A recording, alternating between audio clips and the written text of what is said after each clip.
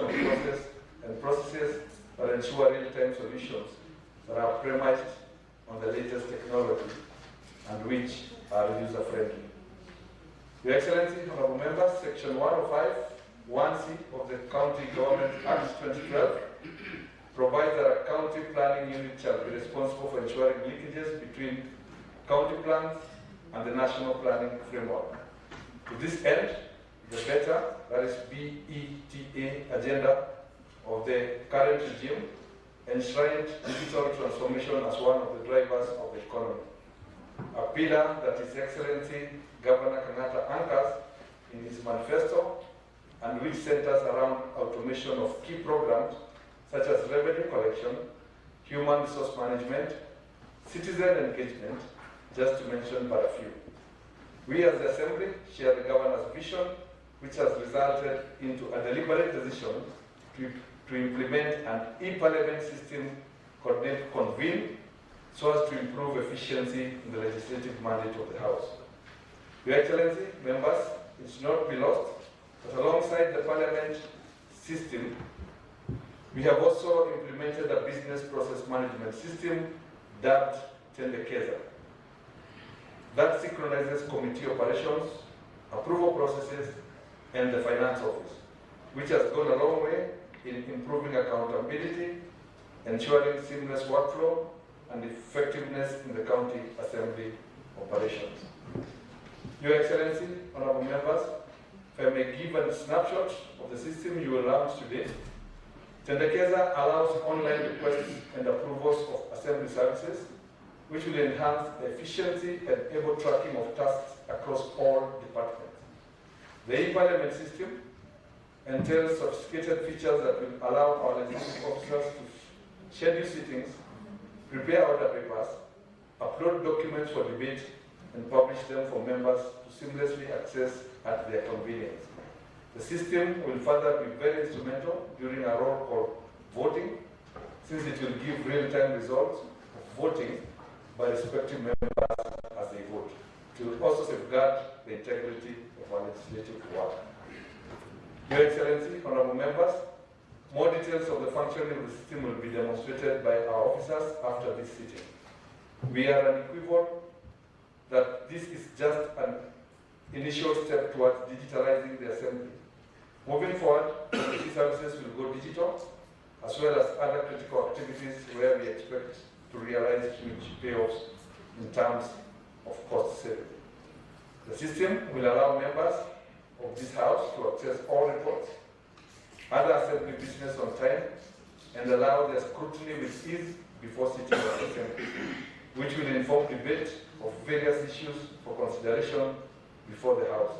Hence, a better legislature and empowered legislators.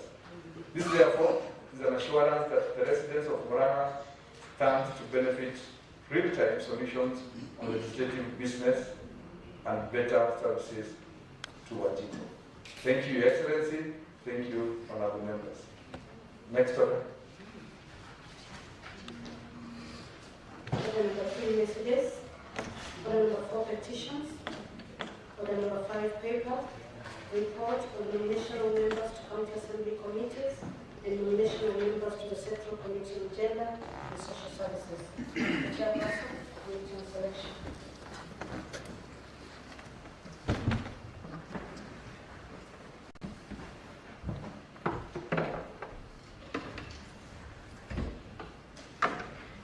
Honorable Speaker, my name is Francis Kibe, leader of majority and the chairman, Committee on Selection, and I beg to read the following paper that the reports of the Committee on Selection on review of nomination of members to county assembly committees and nomination of members to the Sectoral Committee on Gender and Social Services be laid on the table of the Assembly today, Tuesday, August 5th, 2025. Thank you.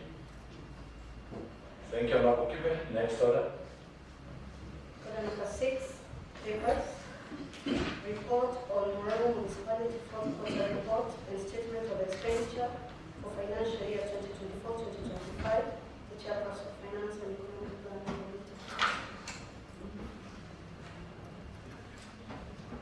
You will have to come to the bench.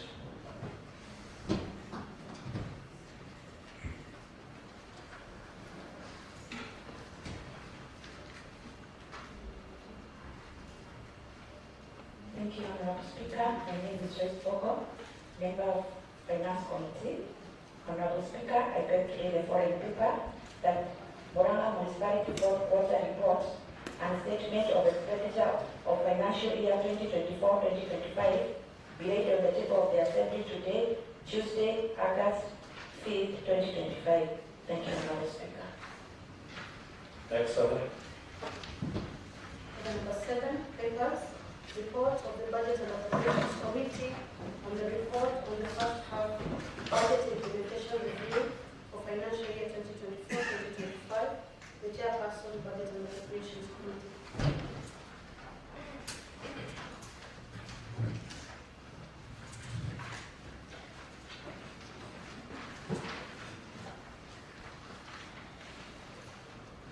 Thank you very much, Honorable Speaker. Honorable Speaker, my name is and I represent the good people of Murang'a Township Board in this assembly. And I'm also the chairperson of Budget and Appropriation Committee. Honorable Speaker, I beg to lay the following paper that the report of Budget and Appropriation Committee on the report of the first half budget implementation review for the financial year 2024-2025 be laid on the table of the Assembly today, August 5, 2025. Thank you, Honorable Speaker. Thank you, Honorable Mashigo. Next order. Order number 8, reverse. Report of the Youth and Cultural Committee on the Murang'a County Youth Service Progress Report. The chairperson, Youth and Culture Committee.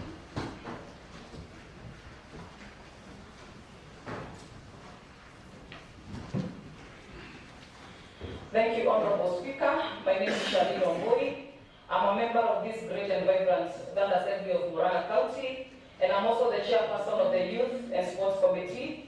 And Honorable Speaker, I beg to lay the following paper that the report of the Sectoral Committee on Youth, Culture, Gender and Social Services Committee on Murang'a Youth Service Progress be laid on the table of the Assembly today, August 5th, 2025. Thank you, Honorable Speaker. Thank you, Honorable Charlene. Next order. Order number 9, notice of motion, adoption of a report on review of nomination of members to the County Assembly committees and nomination of members to the Sectoral Committee on Gender and Social Services. The chairperson, Committee on Selection.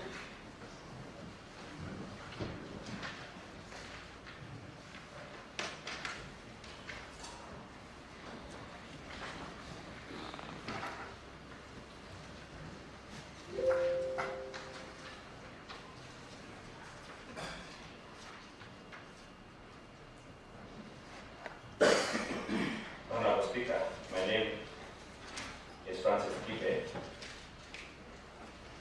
and I beg to give the following notice of motion that this Assembly adopts the report of the Committee on Selection on a review of nomination of members to the County Assembly committees and the nomination of members to the Sectoral Committee on Gender and Social Services laid on the table of the Assembly today, August 5, 2025.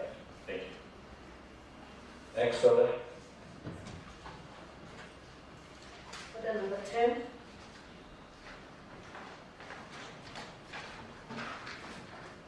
notice of motion, adoption of a report of the Budget and Appropriations Committee on the report on the first half budget implementation review for financial year 2024-2025. The chairperson, Budget and Appropriations Committee. Thank you again, Honorable Speaker. My name is Charles Mashigo Karina, the Chairperson Budget and Appropriation Committee. Honorable Speaker, I beg to move to give notice of the following motion that this Assembly adopt the report of Budget and Appropriation Committee on the report of the first half budget implementation review for the financial year 2024-2025 laid on the table of the Assembly today, August 5, 2025. Thank you, Honorable Speaker. Next order. Order number 11, which is a motion, adoption of the report of the Youth and Culture Committee on Murang'a County Youth Service Progress Report, Chairperson, Youth and Culture Committee. Thank you so much, Honorable Speaker. My name is Charlene Wambui, and I'm the chairperson of the Youth and Sports Committee. And Honorable Speaker, I beg to give the notice of the following motion that this Assembly adopts the report on the Sectional Committee on Youth and Culture on Murang'a County Youth Service Progress Report, laid on the table of the Assembly today, August 5, 2025. Thank you, Honorable Speaker. Next order. Order number 12, statement. Response to statement on revenue barriers by the Chairperson, Finance and Economic Planning Committee.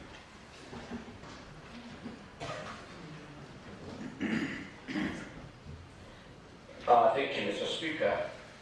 My name is Kibayan Buki, Member of County Assembly for Katanga Ward, also the Chair of Finance and Economic Planning. And Mr. Speaker, I beg that you allow me to respond to a statement that was issued in this House, and it emanated from the member of the County Assembly for Kangari, Mr. Murang'a. And Mr. Speaker, from the onset, I'd like to thank the Finance and Economic Planning CCM, Professor Kerry, the Chief Officer in charge of Revenue, and the Director for timely response to the statement sought by the Honorable Murang'a. Members of the committee for meticulous perusal on the responses by the CCM Finance. It is my present duty now, Mr. Speaker, on behalf of the Central Committee on Finance and Economic Planning, to present this response to the request for statement by the Honorable Moses Murang'a, MCA Kangari Ward, on the revenue barriers. Mr. Speaker, the Standing Orders number 46-2C provides that a member requests for a statement from the committee chairperson relating to matters under the mandate of the committee, and the Speaker may either appoint a day of the statement or direct the statement to be issued on the same day.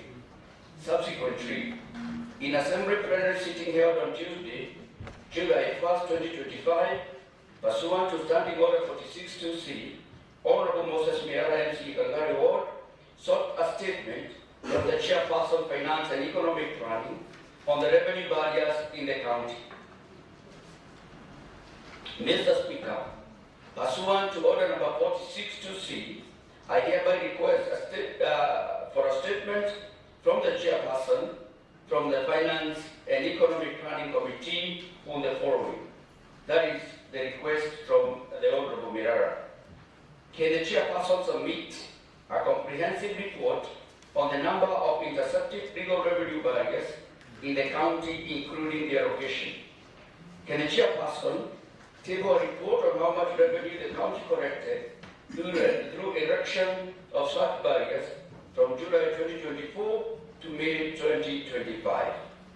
Number 3, what type of goods or produce is targeted through erection of such revenue barriers? Number 4, is the Chairperson aware that the county revenue and enforcement officers also erect illegal revenue barriers, especially around the newly tarmacked Del Monte BAT bypass road? Number 5, is the Chairperson further aware that on June 3rd, 2025 at 6 p.m. to around 9 p.m., an intercepted revenue barrier was erected along the above road, where the drivers were being forced to drive their way out instead of being officially fined or paying through the electronic payment system? Number 6, further, can the Chairperson table a comprehensive report on how much revenue was collected on that specific barrier on the above date? Question 7, how can members of the public distinguish between genuine and illegal barriers erected for revenue collection within the county? And finally, number 8, can the Chairperson inform the Assembly what measures the county is taking to address the above malpractices by county revenue and enforcement officers. These are the responses, Honorable Speaker. The Honorable Speaker guided a response to the statement issued within 14 calendar days. The committee sat on July 2nd, 2025 and resolved to write to the CCM Finance via letter on responses to the request to the statement. The said CCM wrote back to the committee on July 21st, 2025, detailing its responses on the revenue barriers. There was a follow-up sitting by the committee on July 24th, 2025 to consider the efficacy and the responses. Response number 1. That the county government does not have permanent revenue barriers manned by staff like it happens in other counties. The current practice is that the revenue staff and enforcement take occasional inspections during daytime and sometimes at night. The revenue barriers are stationed in areas producing accessible products, e.g. Kiharo, Murang'a, and Iganga sub-counties. Response number 2. That from July 1st, 2024 to May 30th, 2025, the revenue collected from the interception point was Kenya shillings 2,821,480. Response number 3. The type of goods targeted by the mobile revenue supervisors and enforcement include all accessible products, agricultural products, timber, plant, and mining products, including sand, quarry, usable sand, ballast, and marrow. Response number 4, that the Directorate of Revenue does not erect illegal barriers as alleged on the Del Monte BET bypass road. However, the enforcement officers routinely enforce payment by voters who beat time until the revenue staff go home after the lapse of their working hours, then make way in and out of Salvation Army quarry to evade making payments. And I must insist that there is a stark difference between revenue points and enforcement points. Revenue points is where you have the interaction with our revenue officers.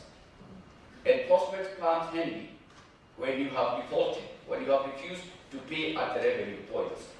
And the county government of Murang'a has made an arduous task of providing the citizens of Murang'a and all people who do business with the county of Murang'a on how to pay tariffs or taxes in these counties. So if you don't pay at the point of interaction, then you will face the revenue enforcement officers thereafter. Response number 6. In the said date and hours between 6 p.m. and 9 p.m., that revenue point had corrected 24,200 shillings. So, Mr. Mirara, Honorable Mirara, I think you can appreciate the duty of enforcement officers. Because were it not for them, we would not have collected this money, and these people would have evaded paying taxes to the county of Murang'a.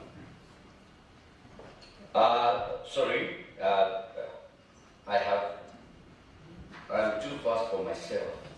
So there is a response number 5.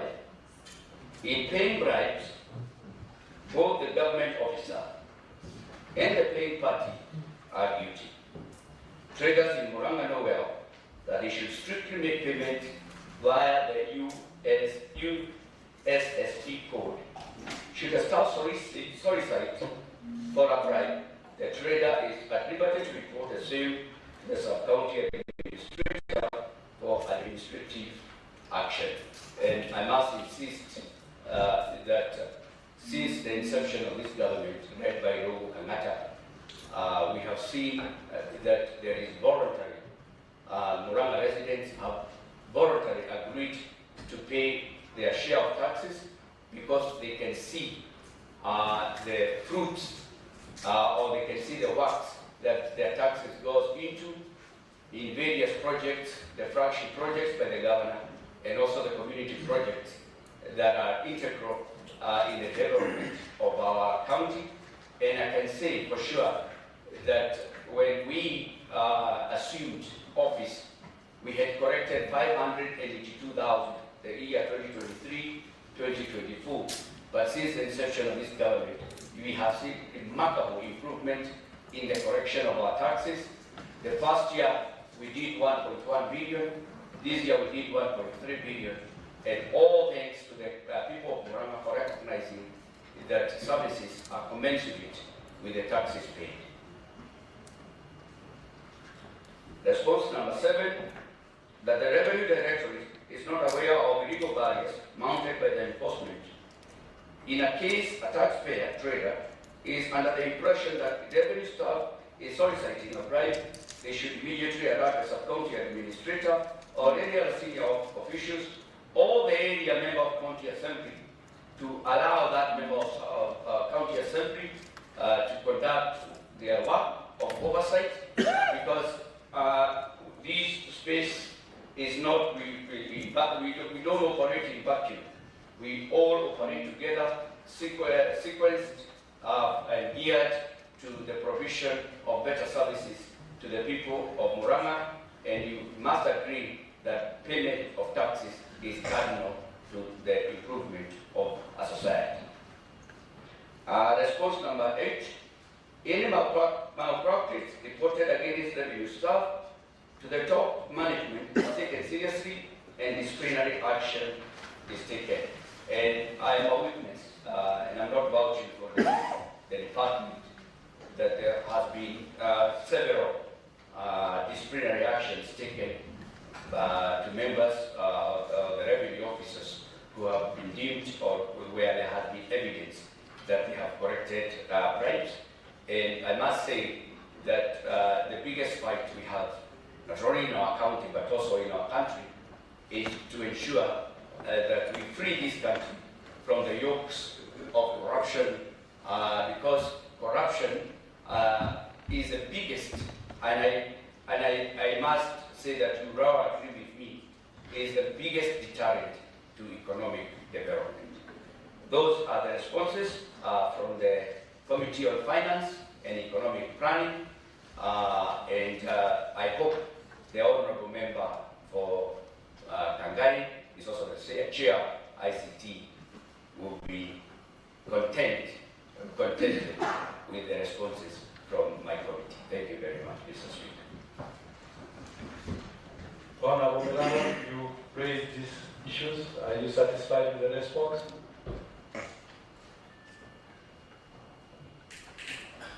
Thank you, Honourable Speaker. Honourable Speaker, I am Honourable Murang'a and I represent the good people of Kagari. Honourable Speaker, I want to congratulate the Honourable Chair for Finance, Honourable Kifaya, for taking up the matter. But Honourable Speaker, I don't want to call his responses as inadequate.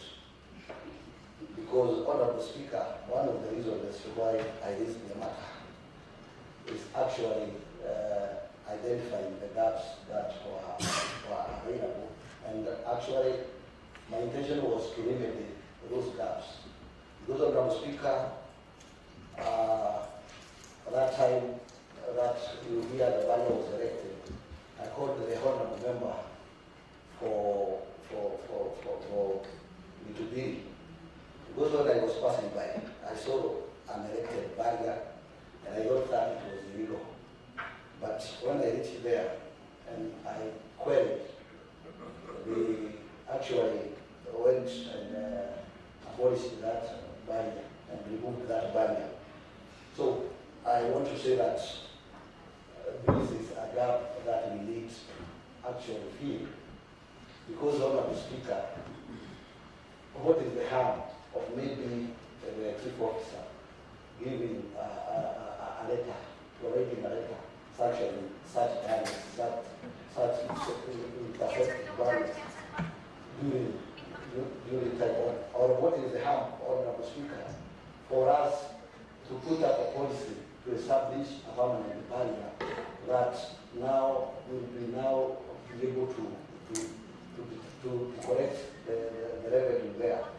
Honourable Speaker, those were my points, and I think I will sort out the matter with the Honorable Chair.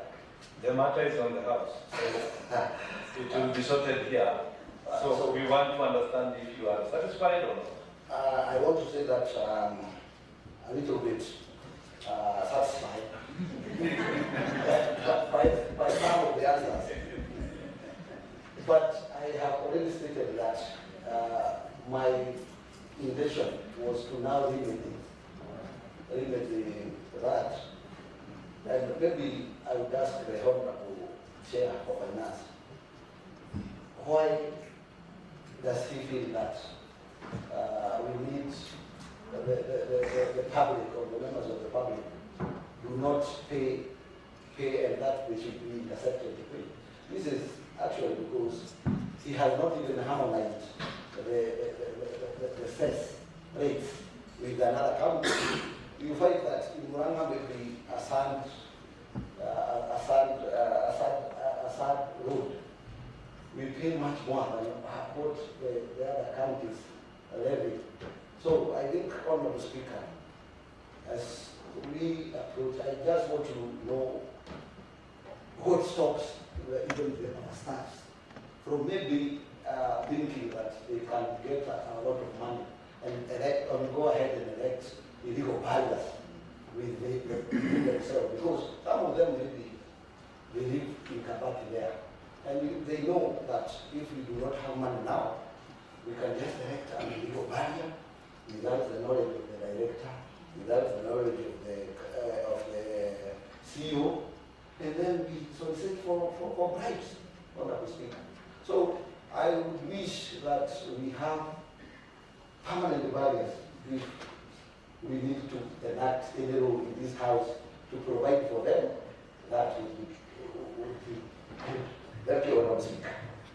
Honorable Milano, from your words is that you are not satisfied, because there is no way you can be half satisfied. So I'm going to give a direction, please be seated, that the Chair of Finance, I think you have listened to what Honorable Milano is saying.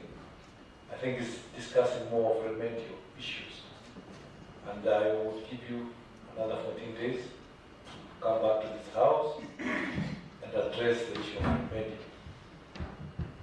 That's okay? Good, let's go to the next order. Order number 13, motion, adoption of a report on consideration of the financial statements of the County Revenue Fund for the period ended March 31st, 2025, the Chairperson of Finance and Economic Planning.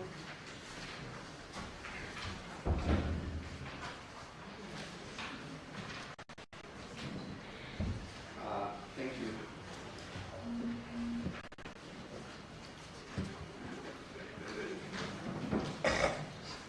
Thank you, Mr. Speaker, again, John Boogie,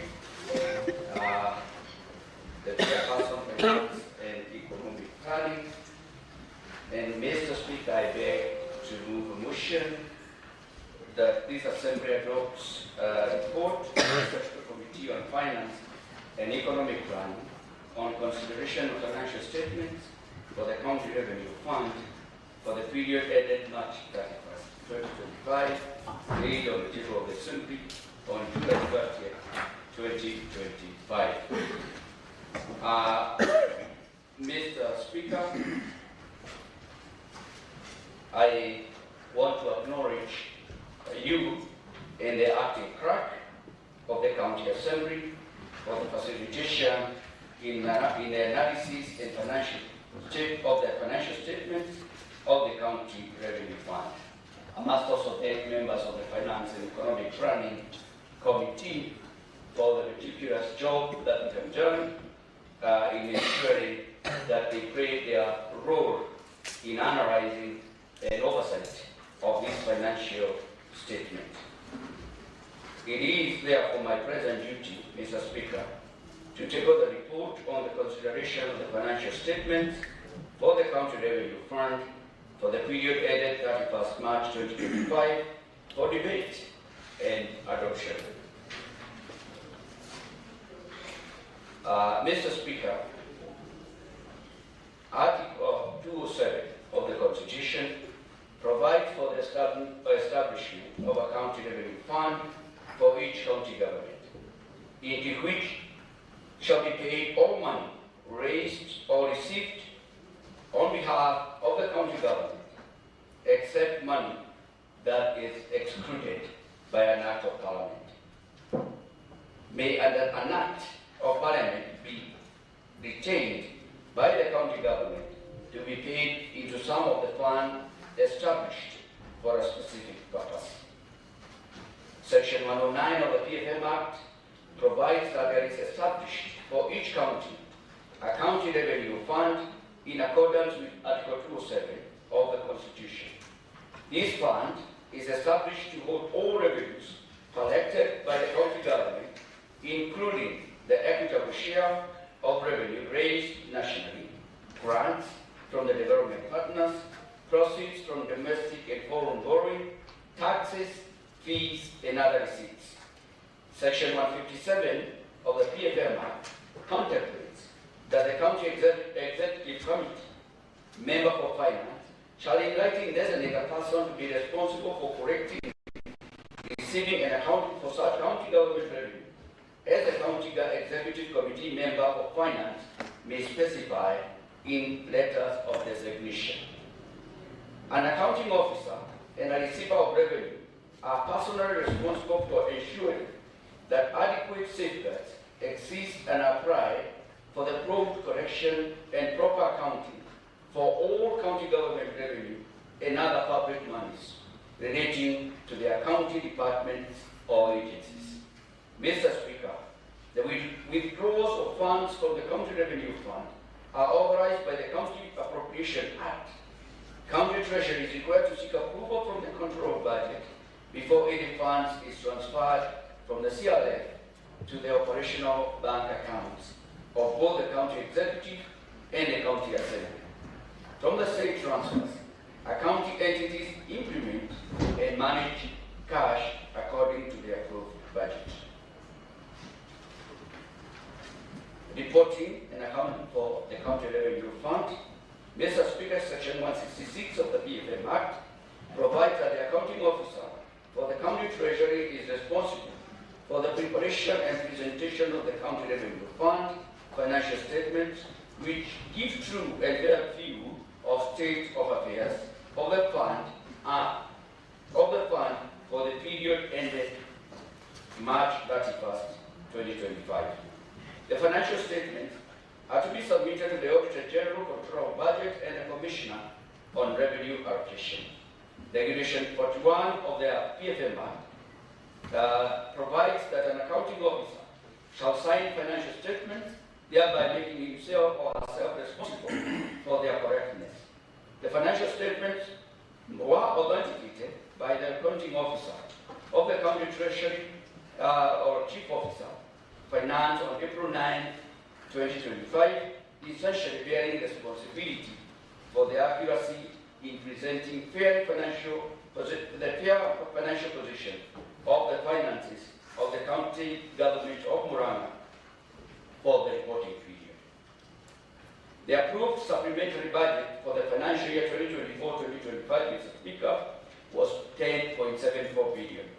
To finance the budget, the county government anticipated to receive equitable share of revenue raised nationally at 8.2 billion. Additional. The document should be in everybody's desk. Or we want you to summarize it. Don't go word to word. Oh. Just do a summary document. I thought it was essential to give the background, and especially now that His Excellency, our Governor, is here. I thought it was necessary to give the background, and I will summarize Mr. Speaker's advice because I don't intend on mentioning everything that is in the report, because as instructed, the members of the Assembly have a report with them. The revenue performance during the review period, 6.76 billion in revenue to the fund development and recurrent programs. The total revenue consisted of 4.95 billion from the actual share, additional allocation from the government development partners of 80.13 million, and ordinary all source revenue of 394.2 billion. That is exclusive of the FIF funds. And Mr. Speaker, there is a tabulation there of the resource envelope for the period that ended on March 31st, which totaled 6.7 billion. Mr. Speaker, there is also a tabulation there of the other sources of funds, especially from our development partners, which had a total of 208 million 938 635 for the reporting period. On the table 5.0, we have a comparison between the budget and the actual revenue generated or received as of 31st March 2025.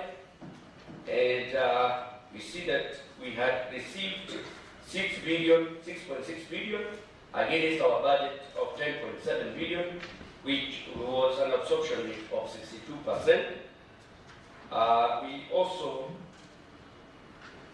see 6.0 is our revenue performance, the also revenue performance. The correction was 860.3 million, including FIF. And members, you must remember that the FIF is spent at source, so it is not swept to the CLF of 351.3 million.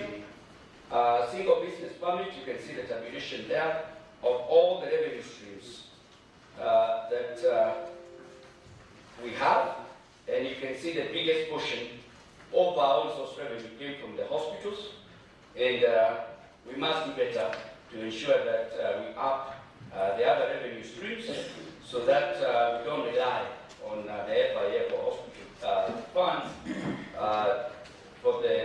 to contribute to the biggest chunk of our own source revenue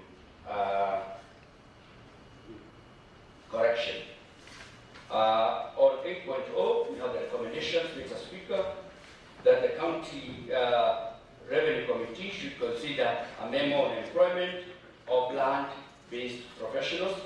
We have an opportunity there, and I know that we are pursuing a bill that in the land department that will enhance the revenues of our county. Number two, that the CCM Finance and the Public Service Board shall evaluate the staffing needs to man the revenue function, review the structure of revenue mobilization directorate, scheme of service, target alignment, the structure, job description, and overall strategy document on mission, so that we can enhance the OSR sensitization on the and code of ethics. That the CCM Finance and CCM Public Service to institute regular feedback seminars, workshops with the revenue staff on the price of working conditions. The platform can be utilized to reward the best performing revenue staff, and I know there is such a program instituted by His Excellency the Governor of rewarding the revenue staff, and I hope it will continue so that we can motivate them. That the CCM Finance and CCM Public Finance to institute regular feedback, number 4, in order to promote efficiency, effectiveness, transparency, and accountability in revenue management, County Treasury should allocate 0.5% of the budget to the audit function, which is what the world best practice. In addition, training of revenue accountants on revenue projections in audit would enhance evidence-based budget-making process.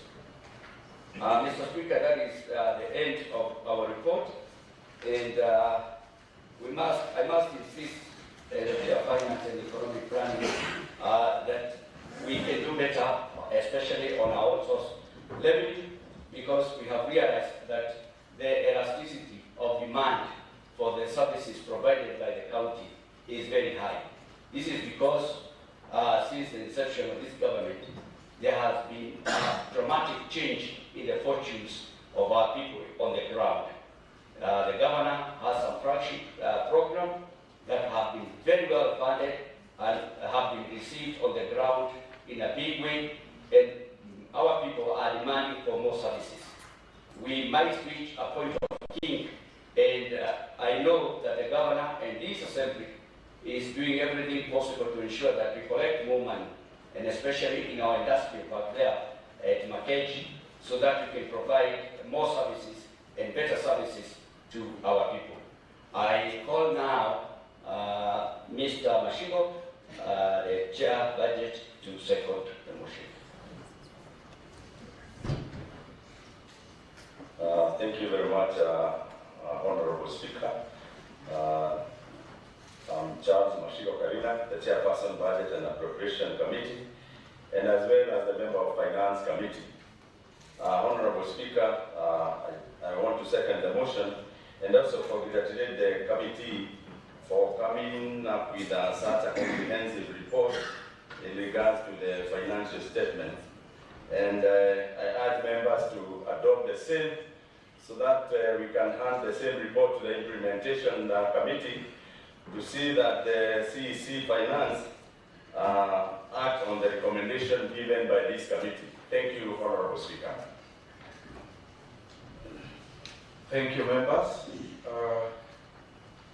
Now I propose the question that this assembly adopt a report on the Sectorial Committee on Finance and Economic Planning on consideration of financial statements of the County Revenue Fund for the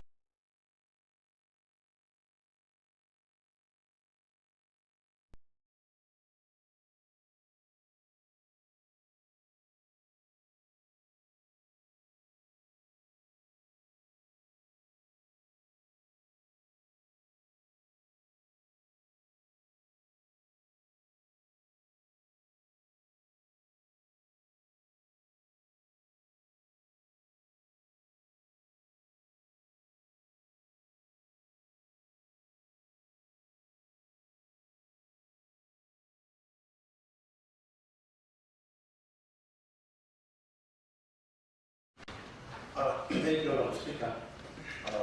Maybe because you have opened my eyes. I stand up to support the motion as I'm a member of this committee. However, there are some other areas as what our chair will take a look into. And I will say that particularly at page number, the last page of the presentation, the consumers of this motion, particularly the whole of the entire Murang'a County. And therefore, I'll give some insights, particularly to put the cause together. But I just want to give us, particularly now to the CCM, finance, to consider the issue of enhancing this, the issue of practical revenue collection by solving. There are so many parameters to consider. That is by giving some incentives. Like even taking these people for training, because like today, when I was coming this way, we do a parking facility, that usually some of these parking people, they may not have the uniform. And I happen now as an officer, because that's my role also. After to ask someone, now you are asking people to pay, but you don't have an apron, that's yellow jacket, whatever, that he told me he doesn't have. So I would suggest that one, maybe the CCM finance, to ensure that these revenue correctors, the people who have really entrusted to do correction, they are well dressed, they have all the apparatus they require to ensure that you have this upward ability in terms of revenue correction. And also motivation strategies, when it has been captured here, those are the areas to be considered so that we maintain either status quo or we go higher in our revenue correction. Thank you very much. Thank you. Mova, respond. Thank you, Mr. Speaker, and thank you, the Honorable Irabo, for your kind comments. We have taken note of them, and we shall pursue this with the CCM Finance. I want to thank members and request them to adopt this report so that we can send it to the executive for implementation. Thank you, Mr. Speaker. Thank you, Honorable Kivaya. I now put the question that this Assembly adopt the report of Secretarial Committee on Finance and Economic Planning on consideration of financial statements of the County Revenue Fund for the period ended 31st March 2025, laid on the table of the Assembly on July 30th, 2025. And as many as of the similar opinion say aye. Aye. As many as of the contrary opinion say nay. The ayes have it. Next order. Order number 14 bills, and we have no other, Mr. Speaker. Honorable members, there being no other business, this House now stands adjourned until this afternoon at 2:30 p.m. Otherwise, of the Assembly, we shall be back here for a demonstration of the Tendekeza in the Parliament.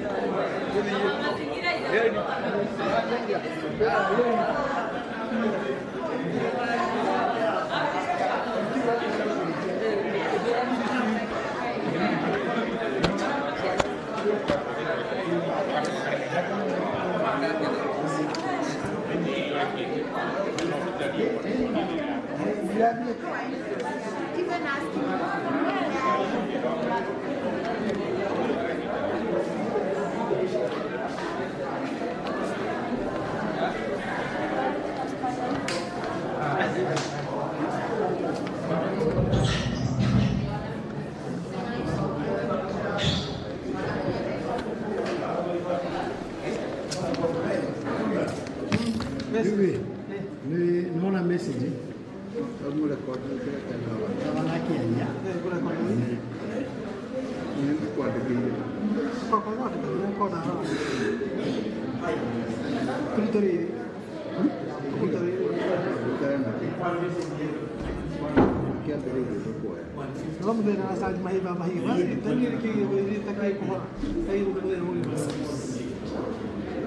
Vinachaji.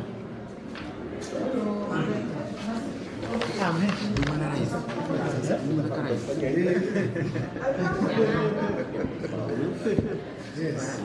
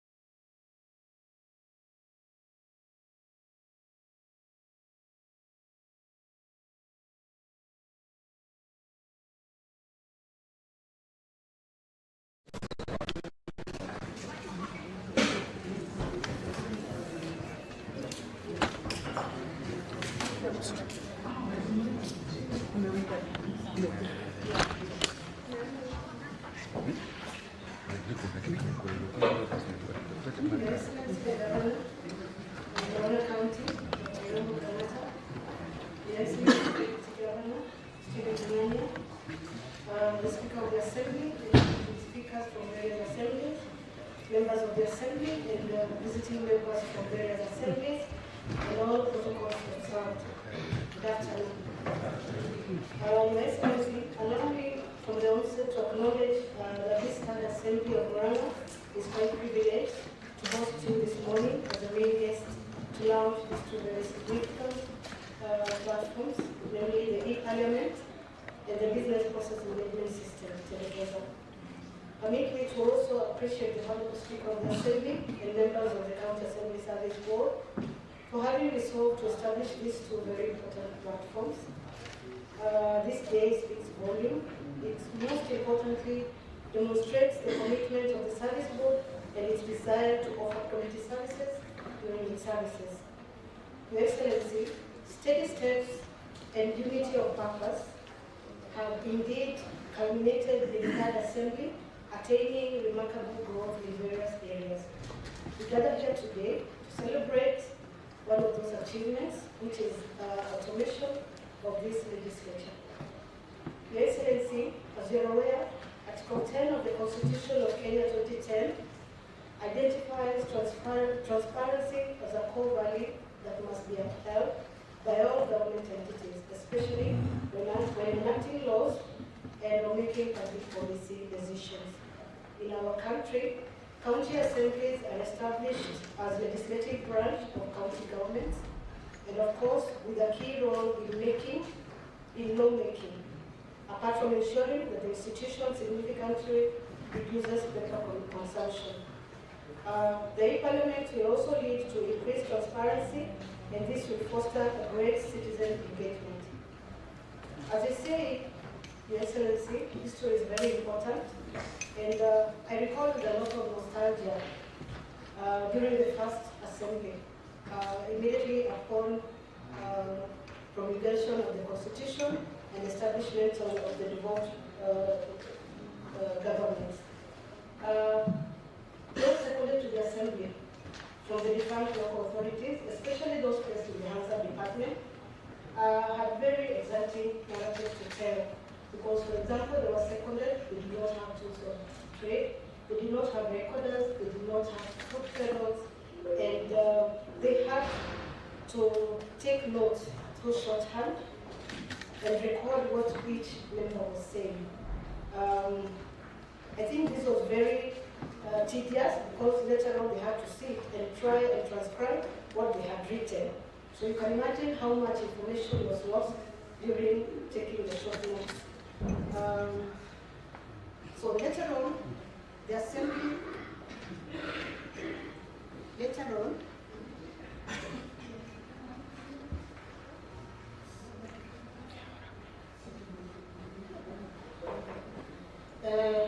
Your Excellency, the assembly bought the recorders and the photographers, and it made the work very, very easy. And we appreciate the growth that we've had, and that's why we're here today to celebrate the launch of automation and digitalization of this plenary, which is a very big milestone. It is clear that space of parliament is changing across the globe, and it is undeniable that we are in a constant state of change, because technology is changing. And I envisage a time when many county assemblies will visit this assembly to come and benchmark on especially the e-Parliament. And I appreciate that actually currently we have visitors who have come to benchmark on what we are launching today. Before I conclude, Your Excellency, I wish to, in a special way, appreciate and recognize the members of this assembly who have embraced the change that has come in terms of digitalization, the heads of departments and the ICT officers who have participated in making the e-Parliament and Tendekeza a success, and not forgetting the clerk assistants who have also played a very critical role in implementation of Tendekeza and e-Parliament. With those few remarks, Your Excellency, please allow me to take this opportunity and privilege to invite our officers to make brief presentations on the two systems. We shall begin with a presentation on e-Parliament Bonke. Then a presentation of business process management system by Nevi Kimani. And finally, a brief demonstration on the e-parliament by Marion Baidera. Reinhard Bonke, kindly come and have the presentation.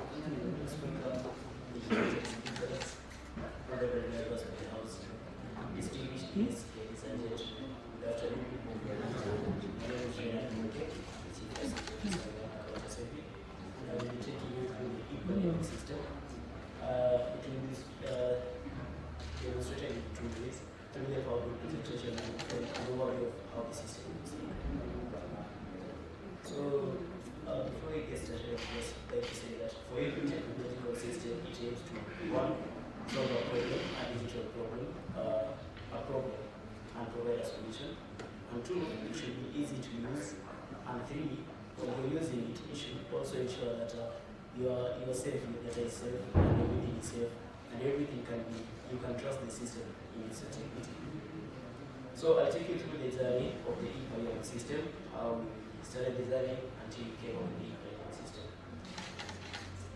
You can follow the slides from there and also from here.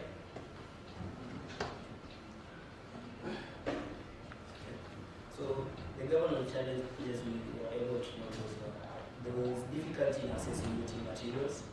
Timely access of materials is crucial for informed decision making, and delayed dissemination of these materials can result in an informed discussion and in effective meetings.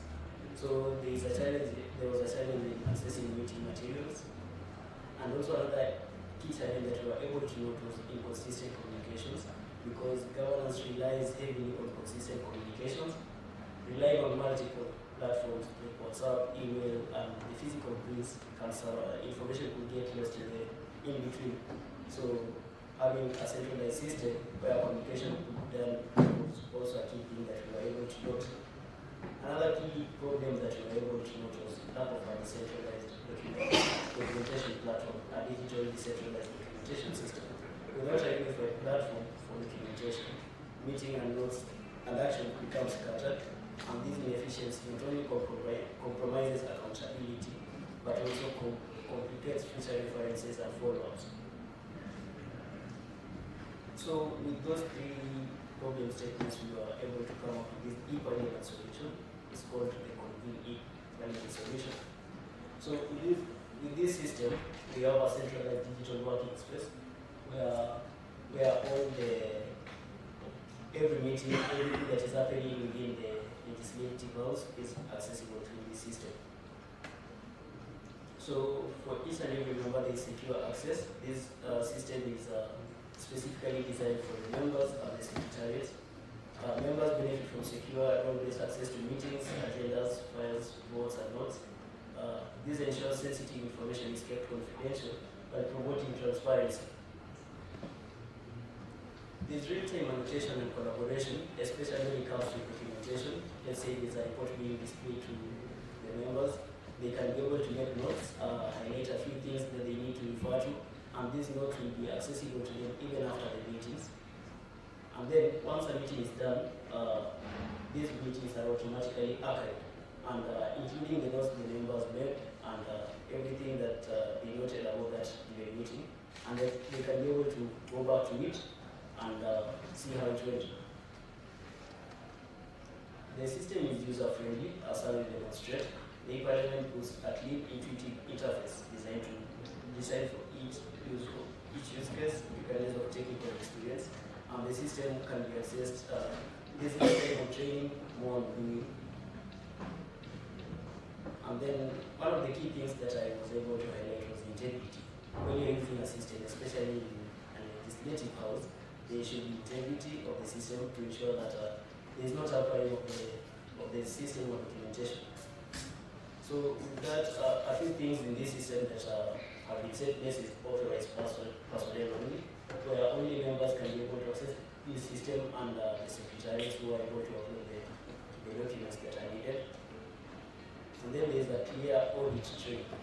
for every vote, for every signature, for every annotation that is made by a member into the system, there is a clear trail and a record of these annotations, which can be referred to at any given point, and the trail can be audited at any given point. Secure governance. Complete ensures that every file shared is encrypted to safeguard sensitive information. Voting processes, retaining valid secrecy while maintaining a traceable records in participation.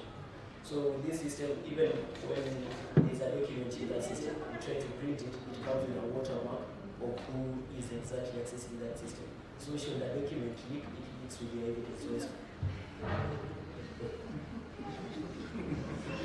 The final thoughts on this system. This equal system is a solid data foundation to serve not just the current official leadership support.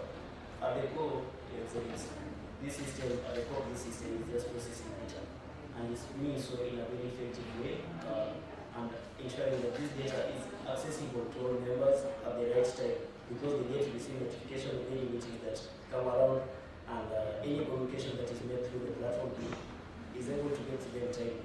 So with this foundation in data, as we know, data is good, and with this structured data, this can really help promote and build the digital Murang'a that we are all looking forward to.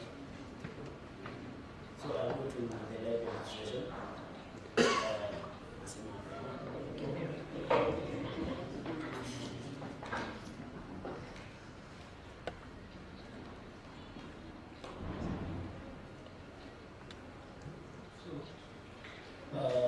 This is the e-parliament system that we are talking about. And I would like you to refer to the key points that I was able to talk to you about. What problem is it solving? Is it easy to use? How secure is it? So even as we analyze this system, I would like you to have key points in there. So I'll just give you an overview of how the system looks like. Meetings. Under meetings, the current and the past. Under meetings, we are able to list all the meetings that are ongoing. You can see listed there.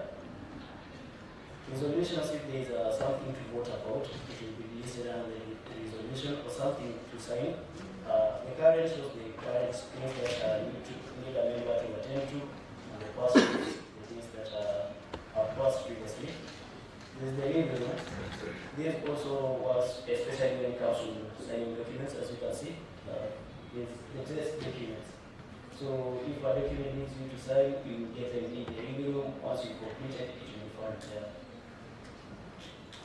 Actions, should there be an action required, let's say like a vote, and a notification is needed, it will be listed under actions. Document library, this is where all the documents and all the archives of the digital documents will be found, and this can serve like dear Jesus, because all the documents are there available. Announcements, should there be an announcement to be made, it will be shown there. And also this announcement will be able to pop up to the members through their digital devices, and they can be able to see what's going on.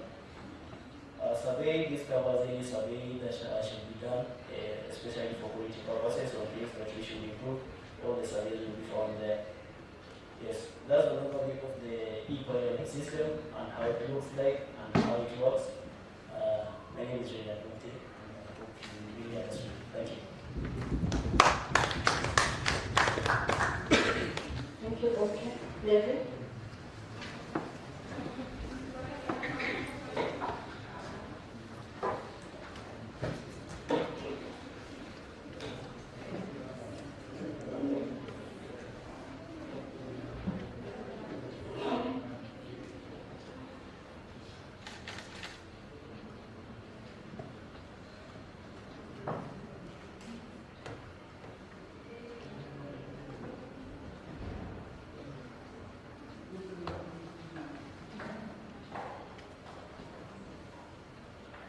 Good morning, everyone.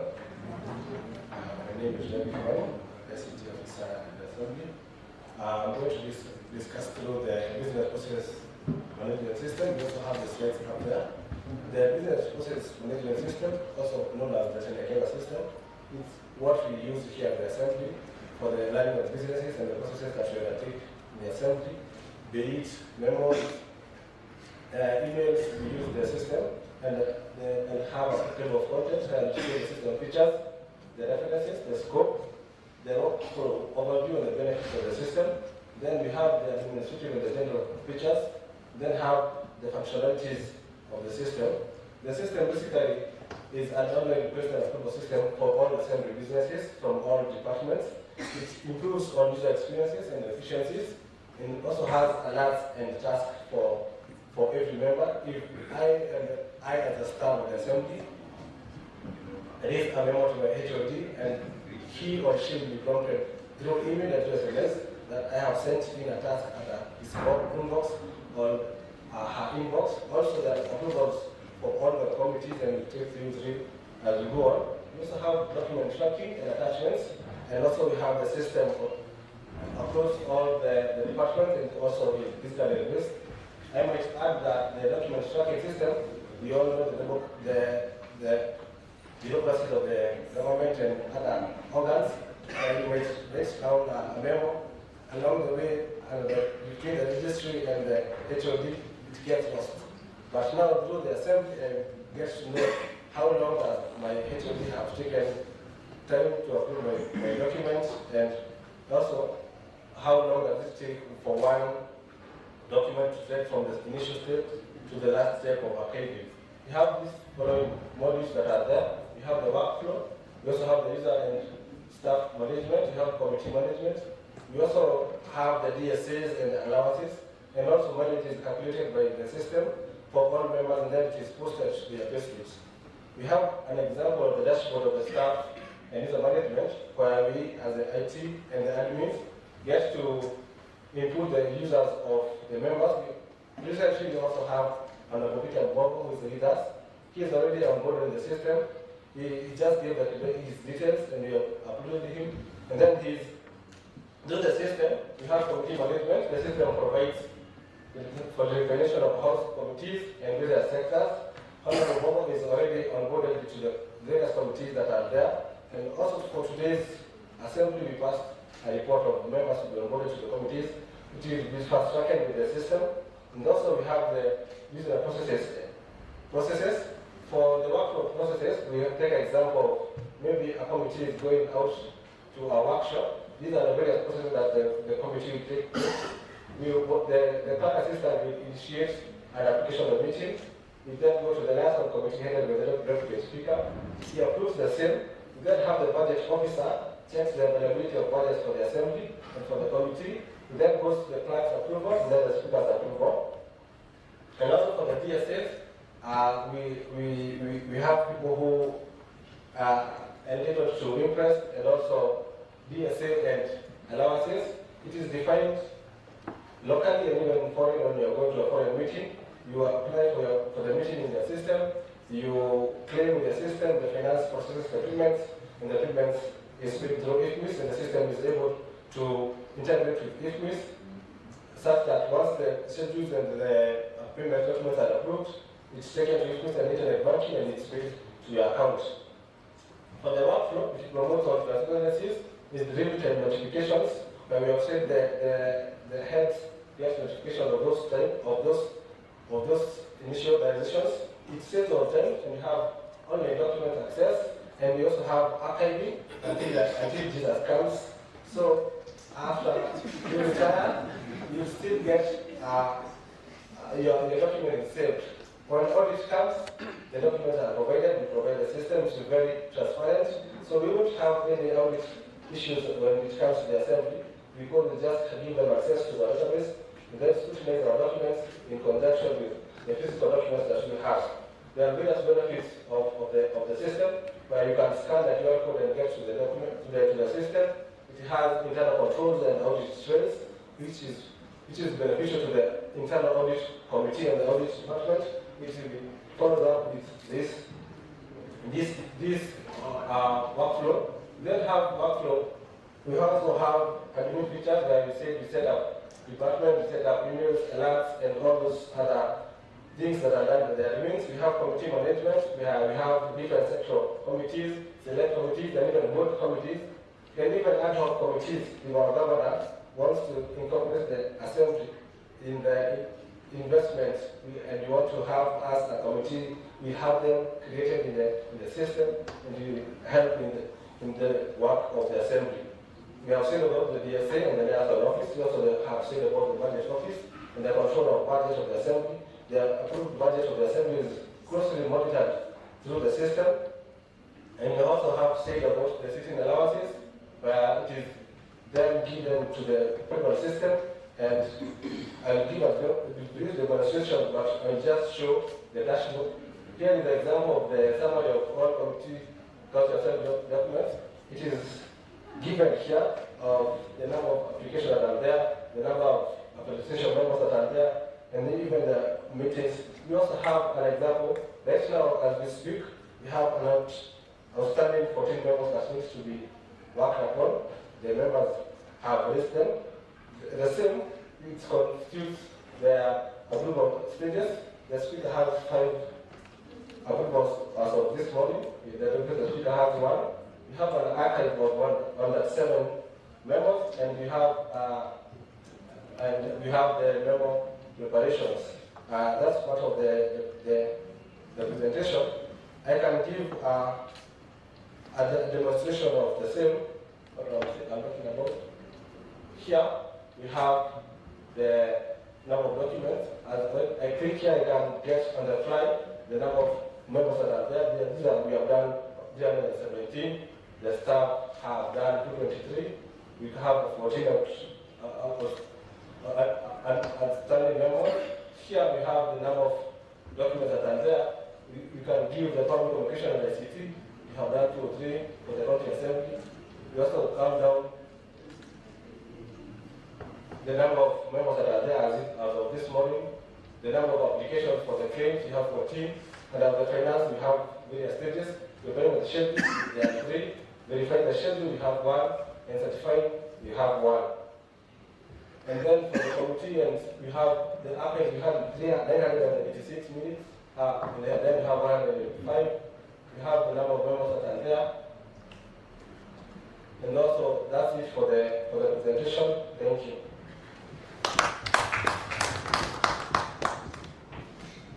Thank you very much, Lovik. Bonke has given a brief demo. I don't know whether we can have a demo of the order papers, especially the sitting we had this morning, to just see how members will be able to view the order papers. Martin?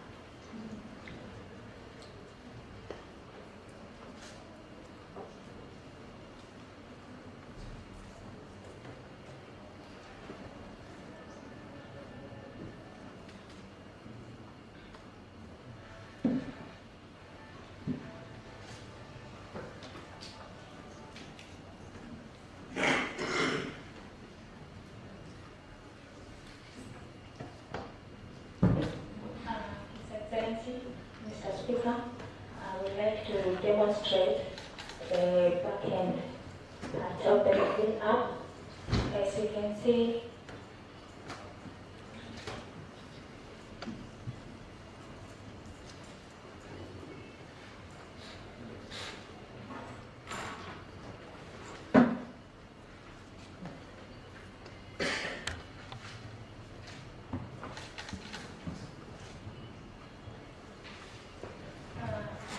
with the back end of the convene app, with the front end, sorry, we have where we have the order paper being made.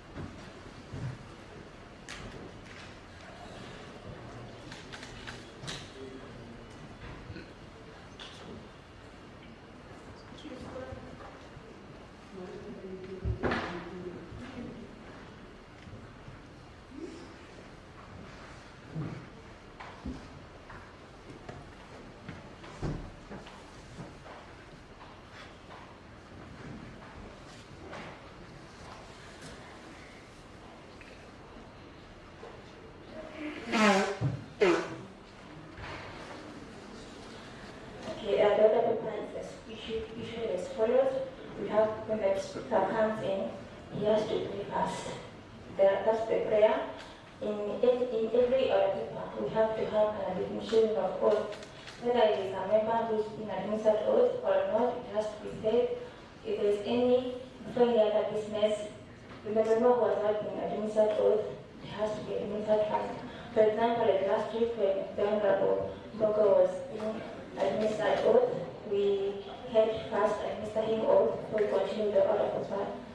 Communication the chair is whereby is any information being made to the office of the speaker.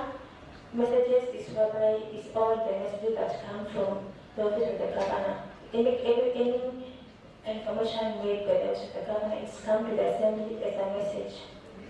Petitions supplied by members of the public, when they have to make a petition to the assembly to administer any challenges that they have to come to the assembly first. They make a petition to the office of the clerk. It is then presented to the House by the Honorable Speaker. Papers are all reports by the committees. So if any committee has a report after any sitting outside, we make a report, and the report is tabled in the House as a paper first. After the paper have been laid by the committee, with the chairperson of the committee, it comes back to the House as a notice of motion. A notice is given of a motion, which then afterwards it comes back as a motion, whereby it is passed by the House. At this stage of the motion is whereby the honorable members are able to debate on that particular motion. After a motion, we have statements.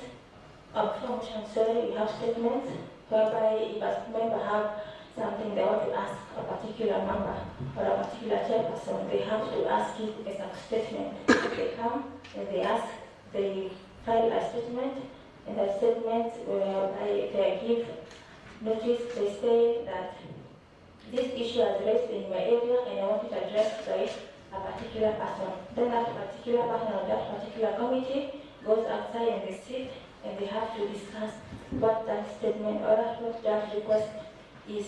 When it has been discussed by that committee, it comes back as a statement. That chairperson of that committee comes and they give a response to that statement. Then after statement, you have motions. As I said earlier, is whereby that I laid earlier discussed by the members. Then after motions, we have bills.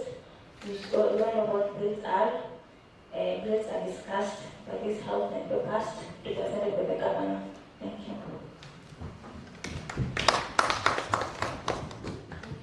I think her computer has refused to cooperate.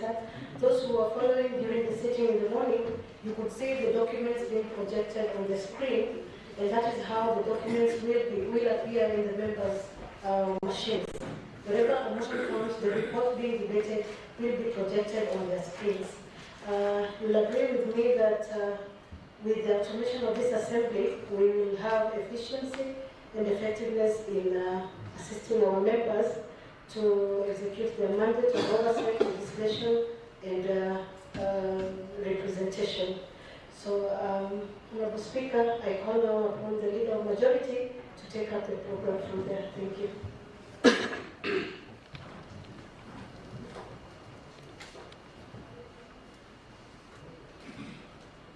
Your Excellency the Governor, the Deputy Governor, Honorable Speakers, members of the County Assembly, and all the invited guests.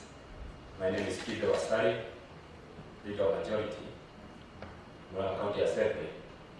And I'll start by noting that for 13 years, our Governor, Murang'a County Assembly was not in a position to automate the services and the systems here in the Assembly, but under the watch of the ICT committee, the latest formed committee, and which is headed by Honorable Moses Murang'a, we now have the e-parliament. Honorable, Your Excellency the Governor, under the watch of our Speaker, who was very key in this process, we now have the e-parliament. And lastly, under your watch, as the Governor, who is very key in ensuring that the services and the systems of Murang'a County are automated, we now have the e-parliament in this assembly. We have seen and we have witnessed what has come with the automation of services in Murang'a County. We have seen the revenues increase. We have witnessed the transparency in the Murang'a County, and therefore we join you as the Murang'a County Assembly in ensuring that transparency, efficiency continues in the Murang'a County Assembly. Allow me to welcome the Chair ICT Committee to make his remarks. Thank you.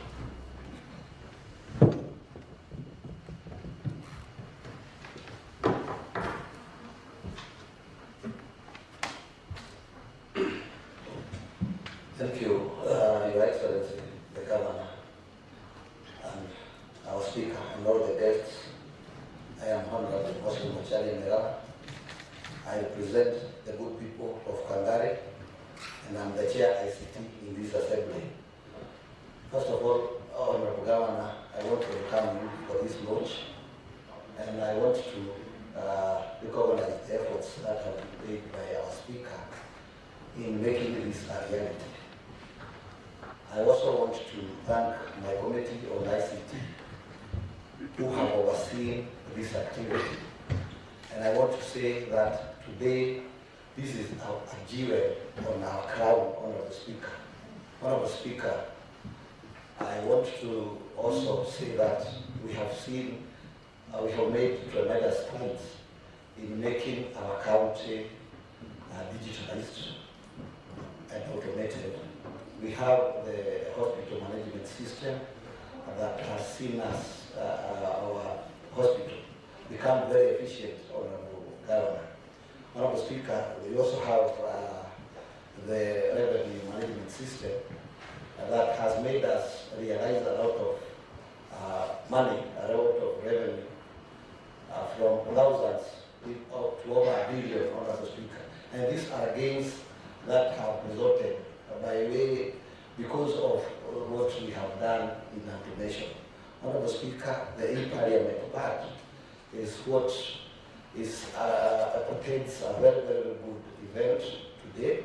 It's a major event that will help members have a lot of capabilities and actually will convenience us in doing our roles, which we have like oversight and everything else. So, Honorable Speaker, I want to say that this is the latest committee on ICT. We were just inaugurated 2 years ago, and you have enabled us to do this tremendous and to work this hard. and we thank you for that. Thank you, Dr. Devana. Asante sana.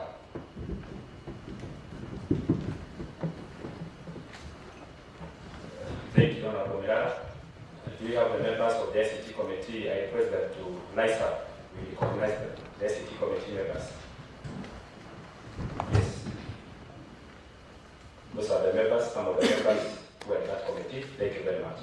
And now request the Deputy Speaker to come forward and make his remarks and invite the Speaker. Seems like he stepped out. I request now the Honorable Speaker to come and take over the program.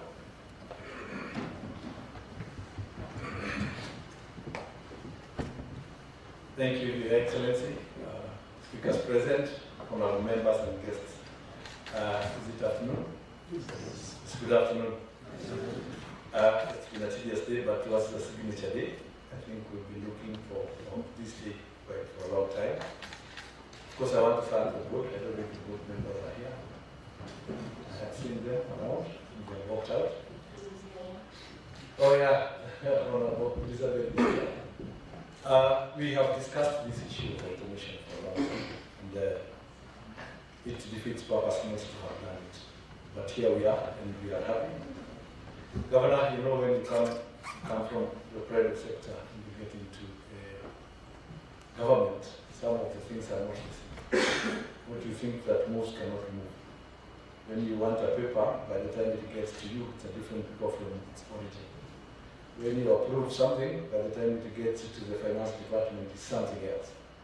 And that is why we chose very, very critical to make sure that at least we have the Tendekeza as quickly as possible. So that then all approvals for meetings or numbers, everything can be done straight away. My colleague speakers here would tell you that it will take you time to come to the office so that you can just approve a meeting. Right now, from wherever you are, from your iPad, from your phone, you're able to approve it. You're able to have time to go through those documents. So sometimes files will come on your desk and you'll think they have moved the archive to your table. You will not have adequate time to go through and peruse it.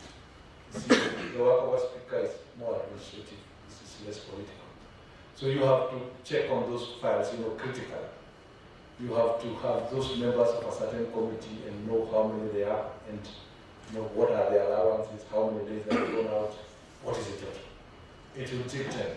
But with a system like the Tendekeza, it's automatic. If you are a member of a certain committee and you are sneaked in, it will not accept.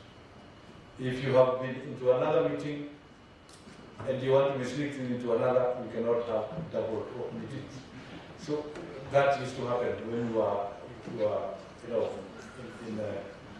in a manual system. Right now, there is nothing, Governor, that can generate an LPU without having gone through the process. Earlier on, an LPU could just be generated.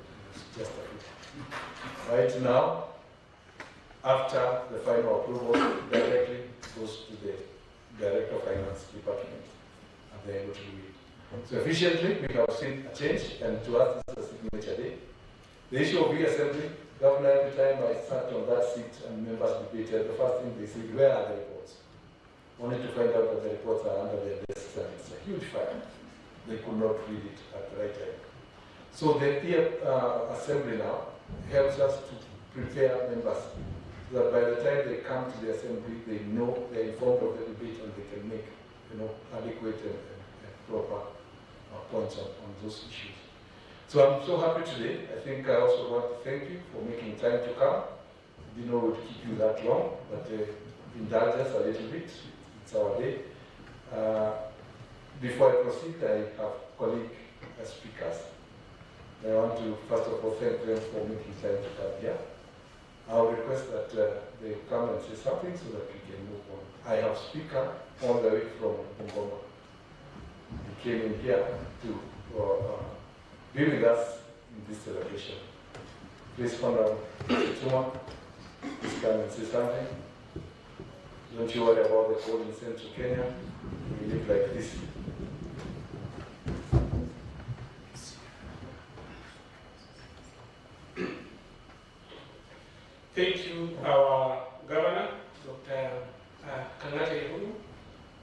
Deputy Governor, our Speaker from Embu, Asole Kenyatta, and my host speaker, honorable members present here, our CEC's chief officers, and the public. Good afternoon.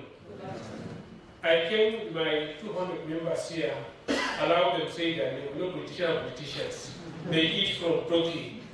And the leadership, they have leadership in the assembly, they will come and say their names only. And they know I'm doing my secret term. When I came in 2017, I came with them of my voters. They are still my voters in the near future. Honorable Deputy Leader of Majority, just come and say your name in the our Vice Chair of the Health Committee, just come and say your names. You know you are politicians, even you are politicians. Thank you, the Governor of Murang'a, all those who are here, my fellow honorable members. My name is Honorable Jerusa Aleus Sikuku, representing my good people of Milima Ward. Milima Ward is found in Tongaren constituency. If you have heard the person called Yesua Tongareni is my voter. And I'm also the Vice Chairperson of the Health Committee. Thank you.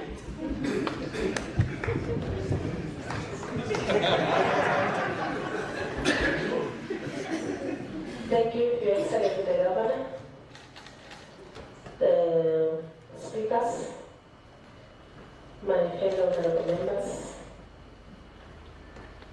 Good afternoon.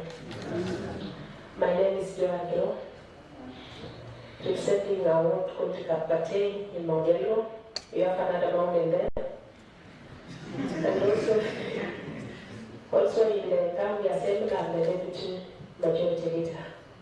So we have come on our speaker to attend this great function.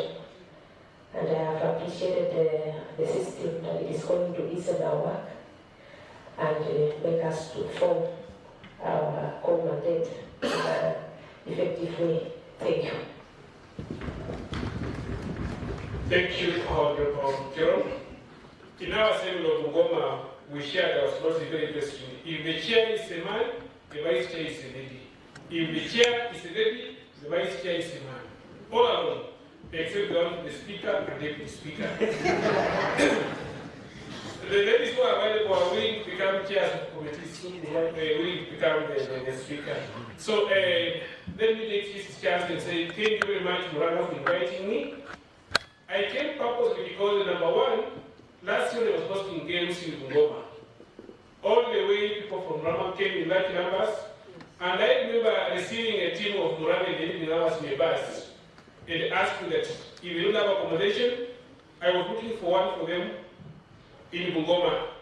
And when the speaker came, I took him around, and I told him, if you like, even somebody in the lifestyle in Kampala, and I told him to my PA, see how Uganda looks like.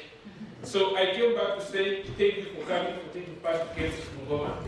Number one. Number two, when I heard of e-parliament, I felt like I should come and see what are you going to do that is new, that I'm having in Bungoma, that is missing, that you're having here.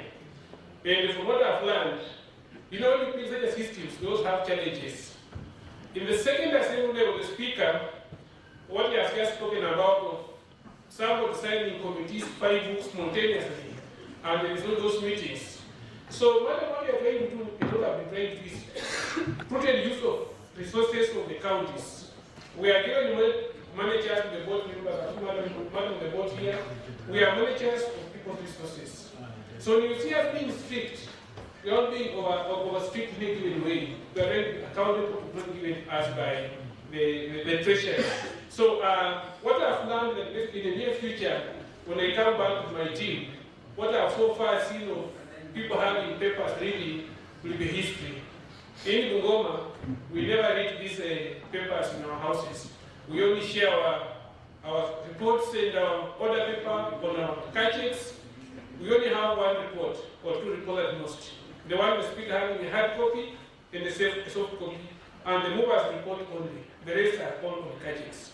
In the near future, I'm finishing the chamber, I'm putting up, you saw it, I'm putting up a chamber of 100 LCS Currently, I'm doing at 63, and chances are that I'm going to have more MCA coming in. I'm planning to thank some of the speaker.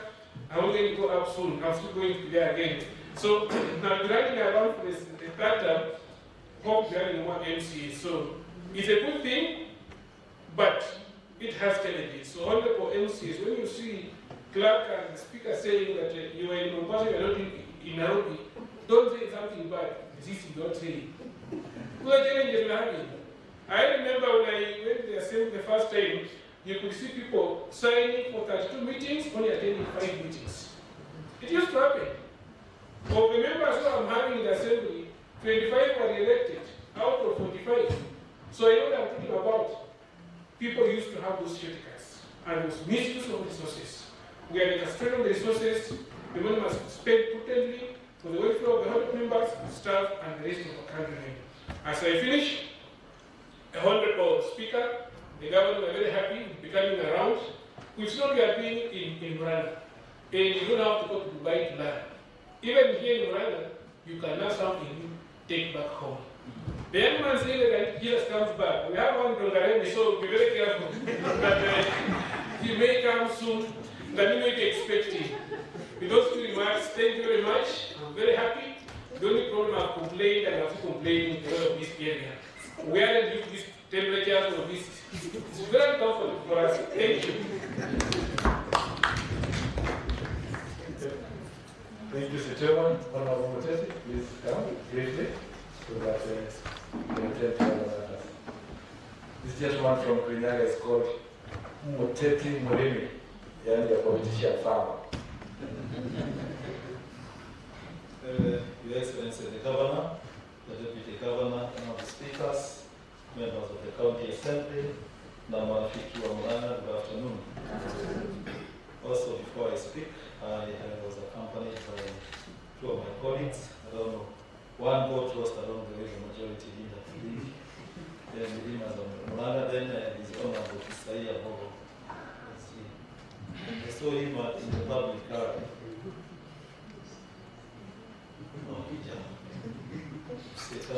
He's the youngest in my bunge, and also the most aggressive character.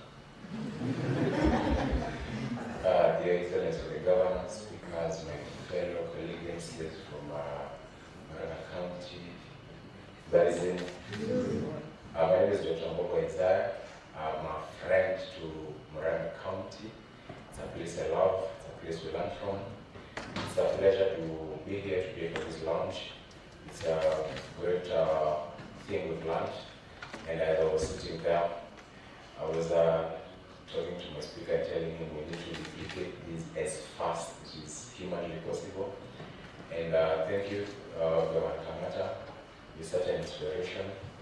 And I believe to your MCs, you're a great leader, the speaker, Murang'a County, for shepherding this assembly to get Murang'a to the heights that you people dream for the people of Murang'a. Otherwise, thank you so much even for having us here.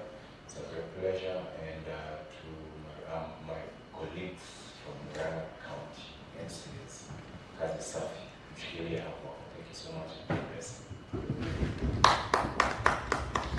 I have to call him so that when we give that proposal, it's not the first person objecting. So, Honorable Speaker, His Excellency, the Governor, mine is to congratulate you. This is a very, very good milestone. We've been trying to implement this initiative in our county assembly, but because of a lot of politics, we've not been able to. But these are take home, and I'm very sure that we become my road to benchmark, to make sure that we also enhance service delivery to the people of Kenya. I'm very grateful and happy the way you are working together with His Excellency. It would not be possible if the Assembly and the Executive is not working together.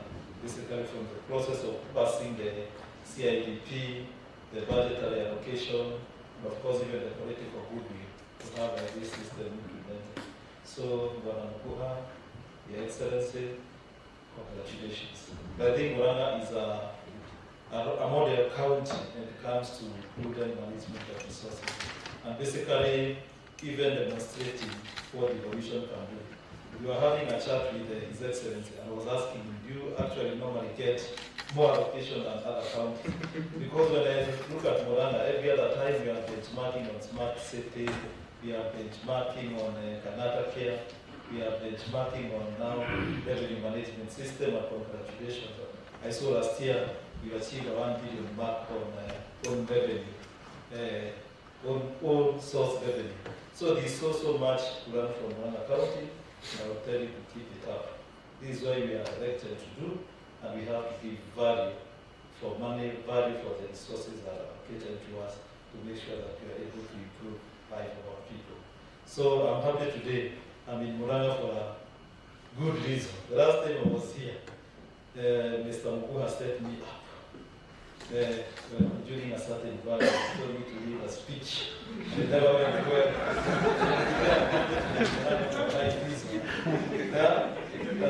Because we are our brothers and sisters. So when I was invited, I told the speaker, I hope you are not setting me up. Yeah? So I'm grateful to be here. And I wish you well as we continue serving the people of Murang'a. Otherwise, ni wapee salamu za Excellency of the Governor. I told her I was supposed to be here. Akaniambia nini you are in Rose. So I first hurried down and congratulations for this great initiative. Asanteni sana. I think, yeah, before I call in the Governor, I really appreciate the leadership of the Assembly. I think we have the whip. Yes, so now again, thank you for good leadership. We have Deputy Whip. Of course, the leader of majority was here, and the other members of the county assembly, my heroes. Please stand wherever you are. Members of the county assembly of Murang'a. Appreciate this group. Good. Very good. Also, as I was looking around, I saw the author of Tendekeza, James Wanogo, is here. Oh, very well. Clap for this man. He's the author of Tendekeza system that is working here. So now I have the pleasure to invite the Governor. May I allow ask that we be upstanding? We allow the Governor to address us. Your Excellency,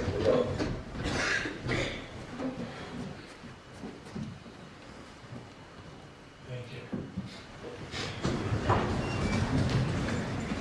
The Honorable Speaker of the County Assembly of Murang'a and the other two other speakers, all the way from Roma, also my brother all the way from Murang'a, the Deputy, the Honorable Speakers, and also my colleague in the Executive. Before I speak, let me call my Deputy.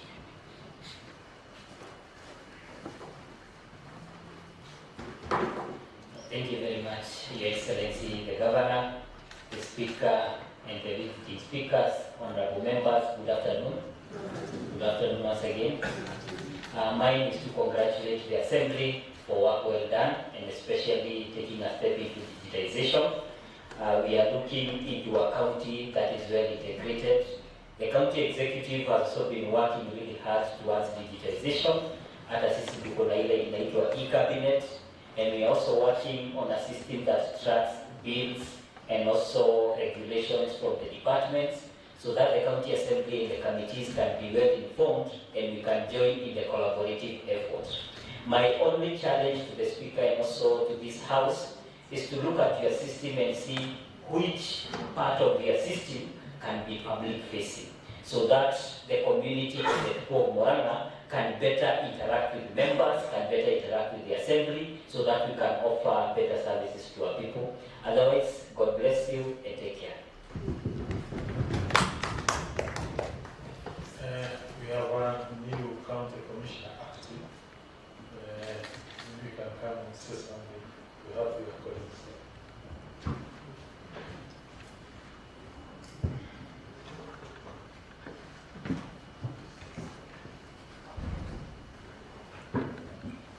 Mr. Speaker, the other speakers from Ngoma, Kenyala, deputy speakers, waheshimiwa wote, and all protocols of service. Good afternoon. Good afternoon.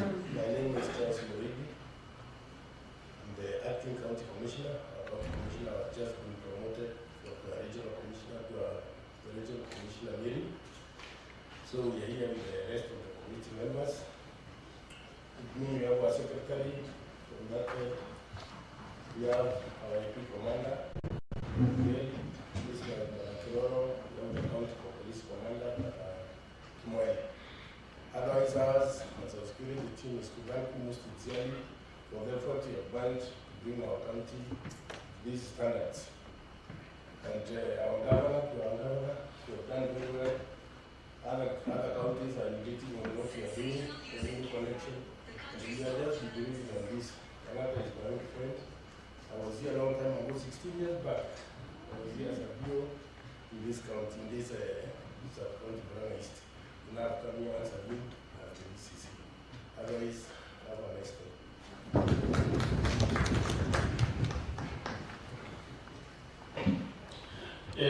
First, since Mr. Speaker, I have never had such kind of an opportunity.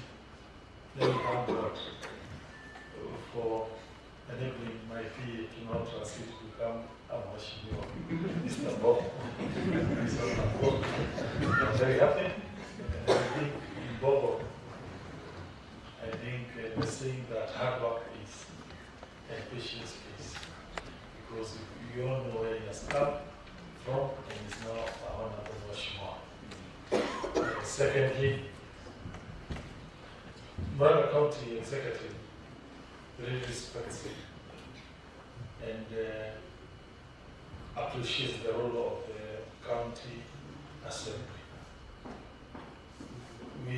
Almost all our programs have been hinged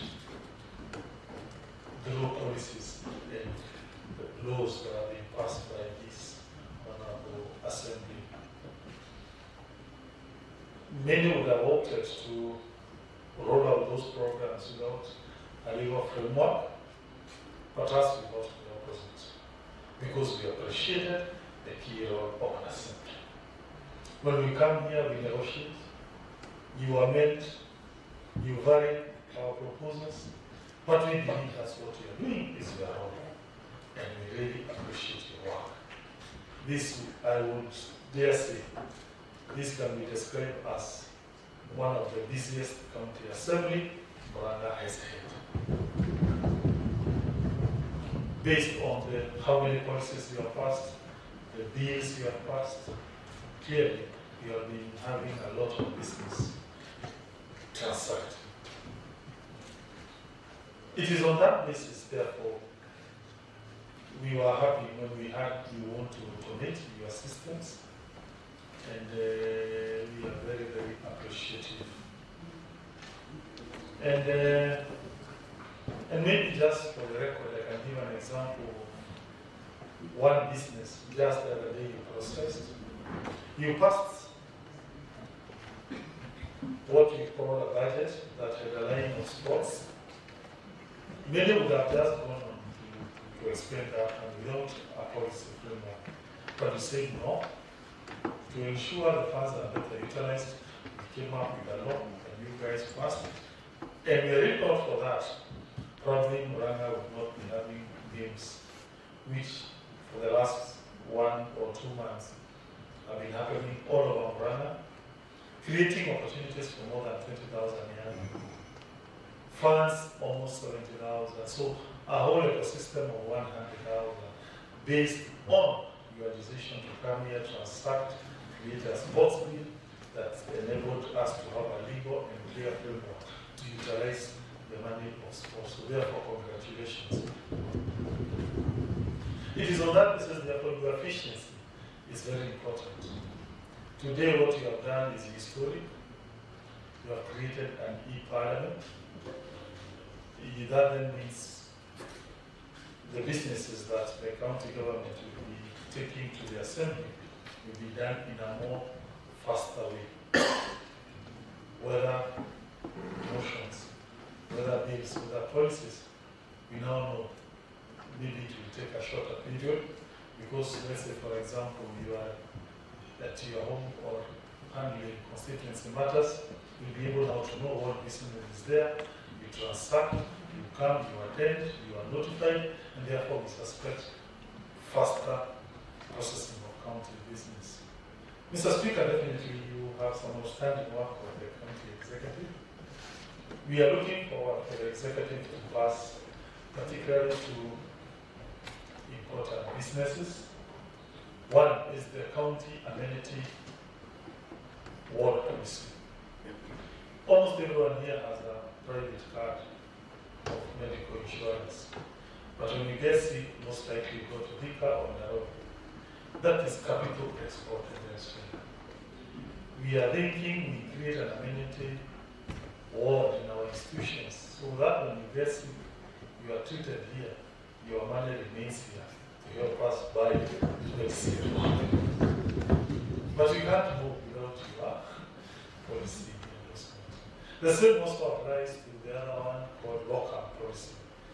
The idea is when people get, okay, at times there can be an emergency which then demands our hospitals to employ medical professionals on a temporary basis because of a surge in medical services demand.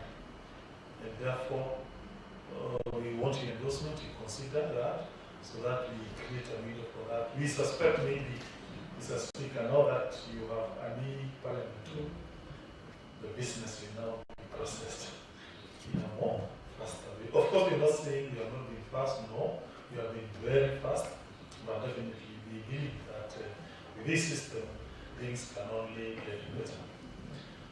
On automation generally, many systems are being introduced in one county, whether revenue, whether hospital, whether our meetings there. Now these days they're automated, the minutes keep taking. Facility improvement fund for the hospitals, their procurement, they no longer do it manually, it was also automated. Our motor vehicle tracking system, we used to expend almost 5 million per month on fuel. After automation, that amount went to almost 2 million, it went down.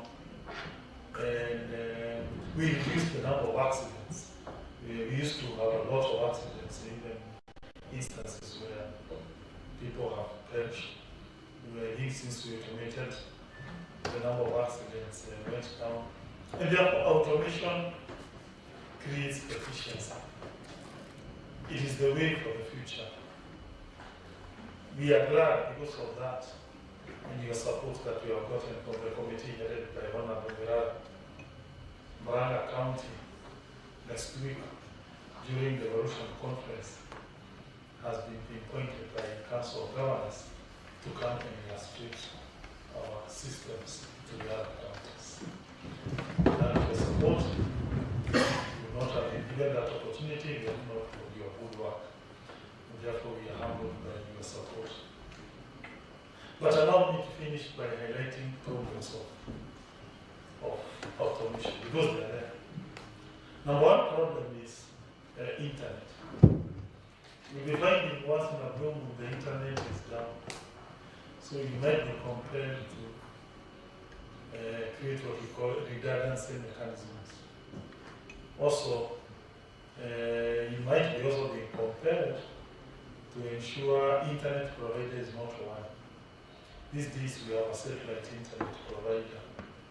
Maybe that needs to become like an option too, so that when your main internet provider goes down, you switch to number two. The second problem you find with technology is power. Power times becoming very unstable. You know, this is something that requires power to be up and running. And therefore, we can hear it is down. So for me, that's evidence that any technology has that problem of getting shut down. On that score of power, it might help that you consider a solarization project, so that when national grid is down, then you have a solar. We have seen that working in our dispensaries, where we solarized 75 dispensaries, and we thank you, honorable members, because you're the one who pinpointed which ones needs to get priority. We have now moved that number to about 90 or thereabouts. We hope this financial year we do another more, so that we move towards ensuring all our medical facilities are fully solarized. Number 3 problem we might find based on our experience up there, hacking. There are people who make an attempt to hack your systems. Among the several systems that we have out there is one that came under attack, the land systems. And our servers are hosted in Germany. And therefore, we have reported to the Interpol. Of course, we were able to retrieve those documents, but you know, we have to follow the brief. So we had to report to the Interpol. It's a matter under investigations. We might even send an officer to Germany, because whoever hosts their in Germany can easily be penetrated. But beside that, ways to mitigate against hacking are to, one, putting them in the clouds. That minimizes the risk. We also have blockchain technology, where basically you are storing information among so many servers. Meaning, if you want to break, you have to break in all those servers where they have been stored. Finally, you need to do what is called penetration tests. You get ethical hackers. They make attempts into your systems, then they tell you this is where they are finding problems, and then if they do that, or once they do that, then you are able to remedy your weaknesses. That's what we have been doing. We did that, I think, about 2 months ago. And we also, this budget, we also do another penetration test in our systems. I know the universities can even help us, because they have young IT people who can do that ethical hacking and help us improve our systems. For me, that's an important point. Otherwise, you may find the majority leader has written a letter to resign as an MC. There's a motion to remove, I don't know who, and your signature is there. We have no way to prove you're not the one. So it helps to ensure the systems are good. So allow me to reach here and say thank you and congratulations.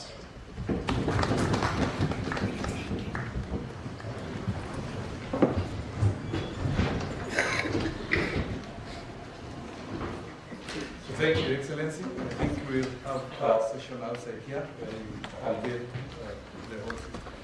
Thank you. You can proceed as you say.